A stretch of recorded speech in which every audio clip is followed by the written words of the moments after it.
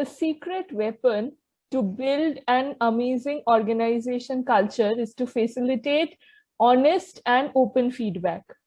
So in today's Top Talk episode, we have with us Mr. Prashant Srivastav, the founder and CEO of the Other Two Thirds Consulting LLP.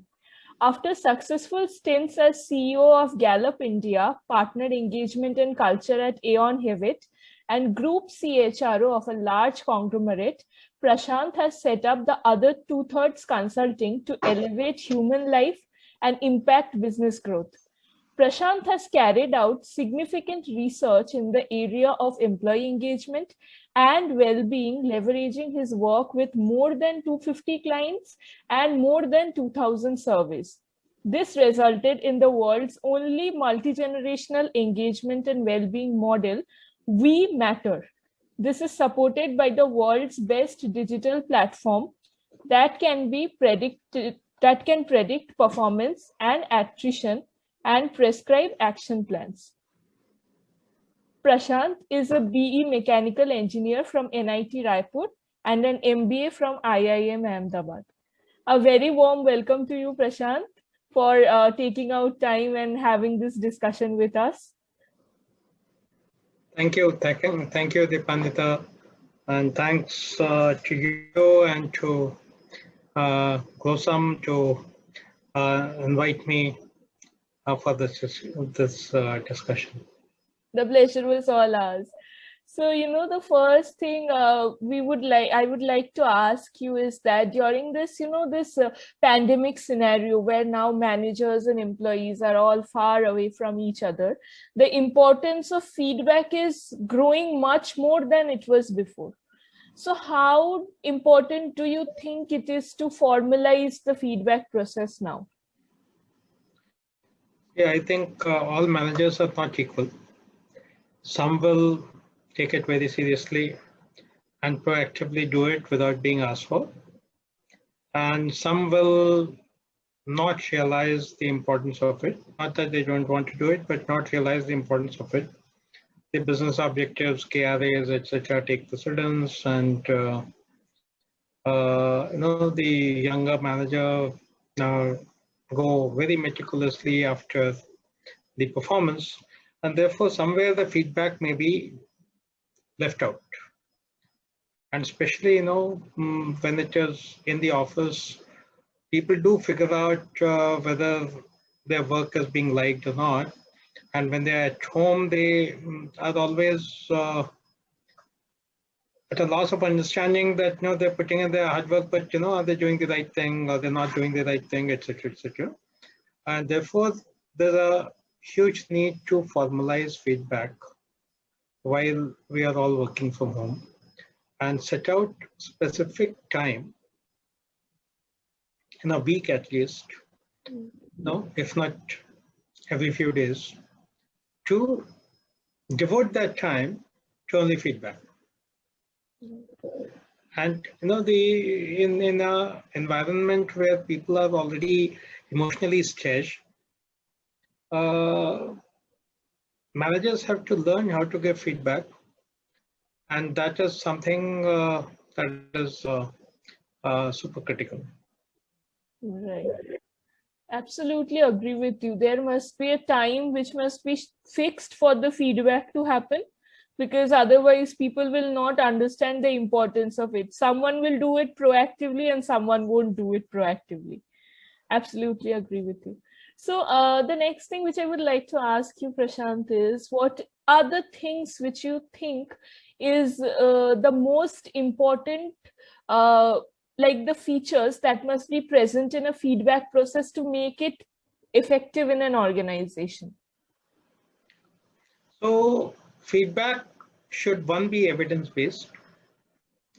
It's not I feel or in my view, right? It has to be evidence-based that, last week you were given to, let's say, call 50 CHROs and line up interviews with Gosam, and you did a wonderful job of calling up, not just calling up 50 CHROs, but maybe setting up time with 10 of them. That's evidence-based, right? Alternatively, I say, in my view, you did a wonderful job of setting up. You're just thinking that when does it become wonderful and when is it not wonderful? Right. And so that's evidence-based. Second is it has to be constructive. All right. So, for example, taking this example itself, let's assume that the person called up 50 CHROs, but got to set only one interview. So, no, it's wonderful that you called up 50 CHROs, but as we had discussed that we should get about 8 to 10 interviews. However, we were able to get only one interview. What do you think we could have done better? Right. Right? And make it more constructive rather than say, hey, you did call up 50 CHROs, but you could set up only one interview. Don't you think this was a bad job? Right? So don't make it negative, make it constructive. So evidence-based, constructive, and forward-looking. So even better would be that, whatever happened, even one was good. But now next week, how do we take this 1 to 10? Right. Right? What is that you think you could do differently, and what is that I could help you with? So evidence-based, constructive, forward-looking, and collaborative. Right. Absolutely. The example which you gave, it becomes very easy to understand what actually you meant by making it constructive, making it collaborative, and forward thinking. Not only just giving the feedback, but also planning out how to make the performance better, right? That is the purpose of it. Yeah, absolutely agree with your point. So as you mentioned, the constructive part of a feedback, not many people can give as beautiful example as you did to explain it. And not many people, are actually very equipped with how to give a feedback, constructive feedback in a good way, so that it becomes, more acceptable to the other person, to the receiver. So I would like to know, a few tips which you might share with us, so that a person can make, a feedback giver can make their feedback more constructive and doesn't offend the other person, as well as make it more acceptable to the other person. So first principle, do what you would want others to do unto you. So what do you expect out of your manager? Something similar your team expects out of you. Right? And second thing is that collect evidence on a daily basis to avoid primacy or recency effect.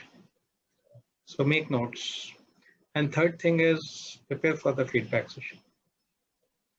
Don't think that you can do it, so don't try impromptu sessions. They don't work out. Prepare for it. Prepare your script for the younger managers. Even prepare your script for frontline managers or first-time managers. Now take time to rehearse it. Great. So the next thing, Prashant, which I would like to ask you in this context is, you said that planning is very important when you are giving the feedback, right? And you talked this about the formal feedback that we share in the process, the feedback process. But in our day-to-day life, so for example, when were working from office, right, there are a lot of informal conversation exchange that takes place, which we miss out from in the work from home scenario, right? So any tips on like how to make the engagement part of it a bit better when all the people are right now working from home? Yeah, so it is tougher, calls for more time investment and calls for more planning, right? So if, like, you're my manager and if you and I get on a call, you should have reviewed the evidence of my performance in the last 1 or 2 days. You should have start with recognition and appreciation, you should have figured out what you're going to appreciate me for. And you should have also figured out as to what you want me to correct, right? And again, use the same approach, make it constructive and make it forward looking, right? You might spend just 5 minutes out of the half an hour scheduled call, but do that 5 minutes. You might want to start the call with some appreciation recognition, go to the main body of the call, whatever the call was scheduled, and in the end, you can again spend 2 minutes on a constructive, forward-looking feedback. Great. And I mean, if people want, we have digital training programs on performance management and how to give feedback. They can always use that. Right. Training is very important in this case as well, as you mentioned correctly, because people are generally more accepting when they know how to do it in a better way, right? Absolutely. So the next thing, Prashant, that I would like to know from you is, do you think it is important to link the feedback process with the performance evaluation, like the final performance appraisal, if we are talking about? Do you think it is important to link the both the process?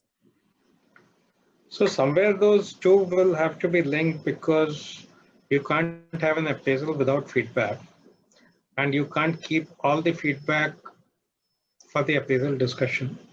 So the feedback has to be ongoing, continuous, timely, so that the feedback was given for enhancement and improvement, not for appraisal. So to help people to perform better, to help people to improve, to help people to develop themselves, to help people grow, right? By the way, all the feedback that happened during the year will and should get summarized to arrive at the final appraisal discussion. And therefore, the appraisal discussion will not be a surprise. What happens is managers shy away from feedback. They keep telling people, good job, and they think they're motivating them. And at the end of the year, when it comes to appraisal discussion, they reserve all the negative feedback for that time, and then they blurt it out, and then all the trouble begins. So obviously there has to be a linkage, but people have to understand and appreciate that that is a secondary objective and not a primary objective. Otherwise, the challenges of the feedback with appraisal discussions will then get linked back to all the feedback discussions, because then people will be on the defensive and they will not receive the feedback, and they will think that the manager is only building this discussion to finally hit my rating. That should not be the case. The understanding should be very clear that this is helping performance, helping development, and helping growth, and enhancing people's skills, capability, and the end appraisal discussion is the dovetailing of these discussions into the end appraisal discussions is just by the way and a byproduct and not the primary reason. That trust has to come in. Without that trust coming in, there is a serious challenge that one will be faced with all the feedback discussions, just as there's a serious challenge with the appraisal discussion. Right. And in all probability, with the constant feedback and the right kind of feedback, the performance of people will increase and improve. And therefore, one would not have the challenge of the appraisal time discussion. Right. Agree with you absolutely with your point. So, the last thing which I would like to ask you, Prashant, is what are the, when we talk about feedback, we always talk about the feedback that is exchanged between the managers and the employee, but the organization must also have an idea, right? Like what is the view that their employees are having in their minds about the organization, right? So what are the key questions or what are the key points that the organization must ask their employees as a whole to have a better understanding about their about itself, about an honest and constructive feedback about itself from the employees? Fantastic. Very good question. Why do you work for the current organization? I work for the current organization because it is helping me grow in my career, and I am enjoying the work that I do. And I have a lovely team with whom I work, and my manager is also, always supporting me in like making me go ahead, taking me out of my comfort zone. And it is a new field that I'm exploring myself, which I didn't know I had the capability to. So that is why it is very intriguing to work in an organization like Grosum. Fantastic. Now, why do you like the leader or the leadership team of Grosum? Because they are not only focused in, like improving the organization, but also they look after the personal development of their employees. Okay. And why do you think that you will stick to Grosum over the next few years? Because working here doesn't feel like a burden, and I actually enjoy the work I do. And as I mentioned, it takes me out of the comfort zone, and it helps me in understanding my own potential. So if these are the reasons that you would want to work here, and if these are the reasons that you would want to continue working here, is this your first job, or did you work earlier also? No, this is my first official job. Okay. So if you have any colleague who was working elsewhere and has quit and come here, why has she or he quit the last job? Because I have heard from one of my colleagues that, they were having trouble in their, like they were not getting the peace that they required. The job was not giving them the personal peace that they required. And these are the things that the organization need to ask the employees. Okay. Right. So people join organizations to do some wonderful job, what they think is wonderful. People join to learn and grow. People join to work with a great team.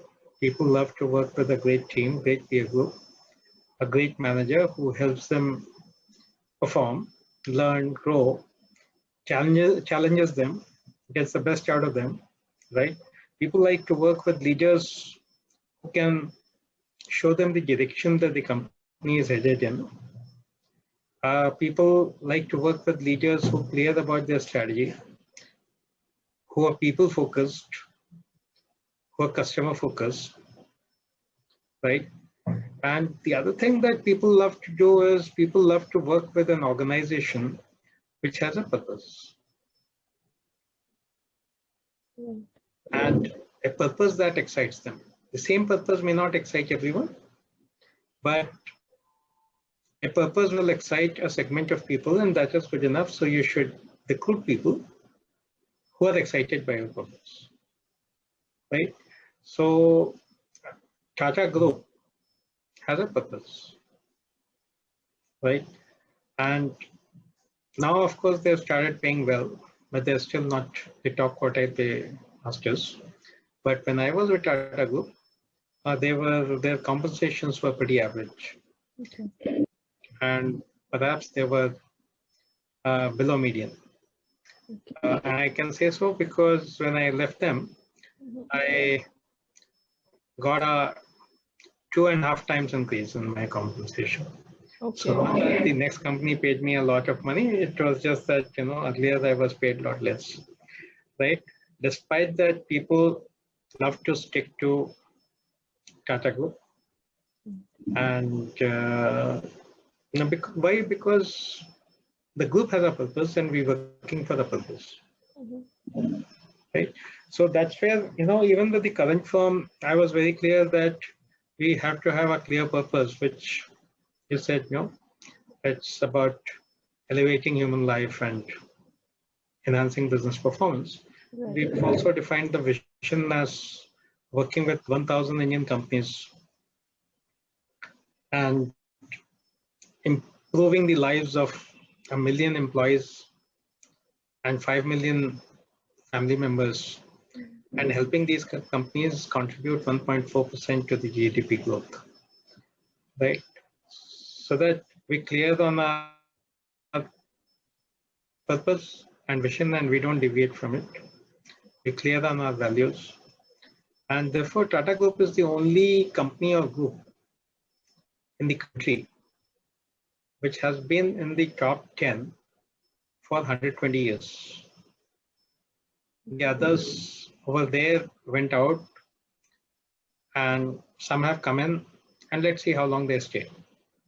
But nobody has shown the resilience to stay in the top 10 for 100 years. So purpose is extremely important, and purpose is not something that you do a workshop and you define a purpose and then put it in a drawer or on the wall. And purpose has to be lived. Right. Values have to be lived on an everyday basis. So if I say elevate human life and business performance, and if my products are not delivering that, if I'm not catering to the clients in a way that delivers on the purpose, then that purpose is not a purpose. That's just a lame duck purpose. So we need to check with our employees that are they happy with the leaders on things like purpose, things like business direction, because you will grow only when the business grows. Right. If the business doesn't grow, you will not grow. So after a few years, you'll say, hey, I learned whatever I could learn. I'm not learning anything new. Let me go somewhere else. Right? Their people focus, their customer focus will drive the culture of the organization. Managers should help performance, help people come out of their comfort zone, challenge them, create a sense of belonging, recognize their work, give them honest feedback. And these are the things, if they're happening, then you're a great organization. If that's not happening, then you're not a great organization. So those are the things companies should check on with the employees. So the reverse feedback is also extremely important. You're very right. Great. The insight that you shared, the purpose is the king, right? So everything that depends, like the employee retention and how the employee is performing, everything depends on how the organization is able to, inculcate their purpose to the employees, right? Absolutely. In their products, in their processes, in the way they deal with the employees, in the way they deal with their customers, everywhere the purpose and values have to be lived on a every day, every hour, every minute basis. See, I take another example which goes beyond corporate, but just to make my point, what does a Jawan in the army get paid? Perhaps less than a call center agent. Right. Right. And for that money, I don't think call center agent is motivated quite a lot, and no man, they end up leaving job every year. And here is this Jawan that he not only sticks to that job, but is willing to stay away from his family for 11 months out of 12 months. in very difficult situations, not knowing, in Siachen and things like that, and not knowing whether he's going to see his family again or not. So what motivates him? It's certainly not the money, he could have made more money joining a call center. Right. So then what is it? I think the sheer idea of, serving the country and So there's a very strong purpose, right? yes. That he is defending the country, right? And that really motivates him. In the corporate setup, if you bring it down, then the closest will be, nothing will be as close as Ami, but the closest would be Tata Group, where you look at the top management of any Tata Group company, they either leave and they go to any other company, they would get anywhere. No, earlier they would get 4 or 5 times. And even now with the increased salaries, they would still double their salaries, right? And people don't leave, Yes. right? So money is a satisfier, it is not a motivator. And purpose, there's a research by Harvard Business School. They worked on this company called DTE Energy. In 2009, as per the CEO of the DTE Energy, they were like sure of going bust, going bankrupt. And then there's this professor who comes and says that, in his own words, that you should work on purpose. And he says, here we're dying, the business is dying. And instead of doing something in the business, fixing some process or product or something, he's asking me to work on purpose. But then he thought to himself and he said, you know what? I've thought through this. Whatever I do to the product or the process or anything, I'm going to go bankrupt. So let me try this out. And he defined the purpose of the organization along with the employees. Mm-hmm. And he believes that because of the purpose, everyone rallied around the purpose. And they not only survived that year instead of going bankrupt, but they also grew. They also grew. So they had like coming together of the forces. And then it was not CEO's job to fix the product and the process and the customer service. It was everyone's job to do something or the other to achieve the purpose. That's the strength of purpose, even in corporate sector. You can have a company which is going bankrupt, turn around and grow instead of going bankrupt. And you can have a group which is 120 years old, when even internationally the average life of companies was 20 years in 1960 and 25 years in 1960, 20 years in 2000 and 15 years in 2020. If you look at the Fortune 500 lists of 1990 and 2015, 25 years apart, only 100 companies are common. So the largest of the companies in the world also fell. And fell meaning they're not 752nd or 825th. They don't, most of them don't exist. Right. They are acquired or they have gone bankrupt. Big companies like that, who were fortune companies, in 25 years don't exist. So somebody who has existed for 120 years has done something right. Clearly defined the purpose. So that we when I was with Tata Strategic Management Group, we did a study under the guidance of Mr. Ratan Tata over the 100-year period between 1900 and 2000. So there were 5 reasons why we continue to exist and not just exist, but be in the top 10. And the number one reason was purpose.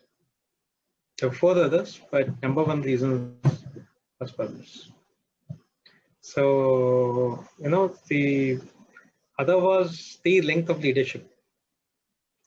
So the group doesn't believe in, a CEO for 2 years and 2.5 years or 5 years. The CEOs are there for a very long time.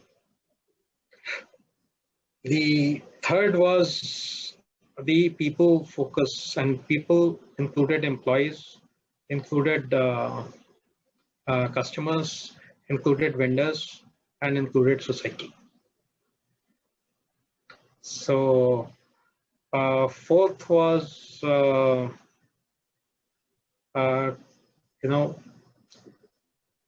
commitment to quality.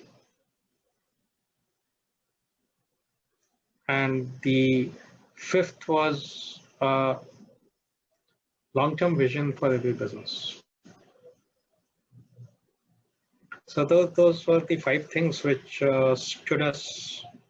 stood Tata Group out from the rest and helped the group that time be the largest for 100 years, but nothing has changed in the last 20 years. So it's now 120 years. That is a great achievement, and that, the example that you give truly proves that how purpose can actually turn around the fate of a company. As you said, a company which is in the verge of bankruptcy can, if they define the purpose properly, can turn around and make profits and make, thrive on it. And a company which might not have a great purpose will not survive, right, in the long run. Absolutely. Absolutely. So with this, we come to the end of the discussion. Thank you, Prashant, for your time and the insights that you shared with the, so beautiful examples, which made easier for everyone to understand the points. It was lovely talking to you and interacting with you. Thank you for your time and having this discussion with us. Thank you very much. Thanks a lot.